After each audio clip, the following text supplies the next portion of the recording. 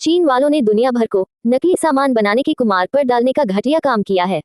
आज संसार में सबसे अधिक नकली चीजें जैसे चावल, सब्जियां, अनाज, फल, चिप, इलेक्ट्रॉनिक सामान, इलेक्ट्रिक सामान, हथियार आदि सब कुछ चीन में बन रहा है। और चीन सामने वाले की जेब देखकर तय करता है कि उसे कितना नकली या कितना असली माल बेचना है। चीन की उसी काली राह पर हमारे देश के भी अनेक लोग चल पड़े हैं। आजकल देश में लाखों क्विंटल नकली दूध, पनीर और मिलावट वाले दाल, चावल, फल, अनाज, सब्जियां आदि बिक रहे हैं, जिन्हें खा खा कर हम रोगियों की सूची में शामिल होकर डॉक्टर्स की जेबें गर्म कर रहे हैं।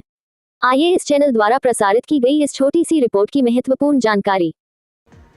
आजकल आप बाजार में कई दुकानों पर, रेस्टोरेंट्स पर, ढाबों पर पनीर के ऐसे ब्रेड पकौड़े देखते हैं, खाते हैं, जिनमें पनीर का एक बड़ा सा टुकड़ा आपको दिखता है। वो कहते हैं कि ये पनीर के पकौड़े हैं।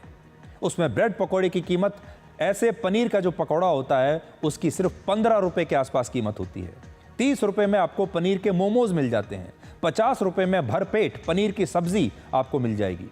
तो ये सारा पनीर असल में नकली या मिलावटी होता है, इसीलिए इसका बना हुआ सामान आपको इतना सस्ता मिलता है। इस मिलावट को तभी डिकोड किया जा सकता है जब आप इस बात को अच्छी तरह से अपने दिमाग में बैठा लें कि 1 किलोग्राम असली पनीर की कीमत 300 रुपए से कम नहीं हो सकती।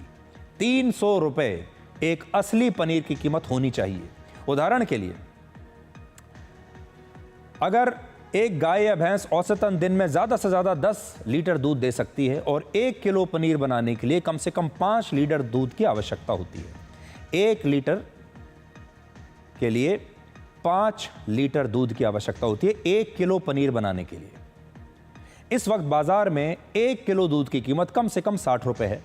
अगर हम ये मान लें कि 5 लीटर दूध से 1 किलो पनीर बन सकता है, तो इसमें सिर्फ दूध की लागत ही 300 रुपए के आसपास हो जाएगी।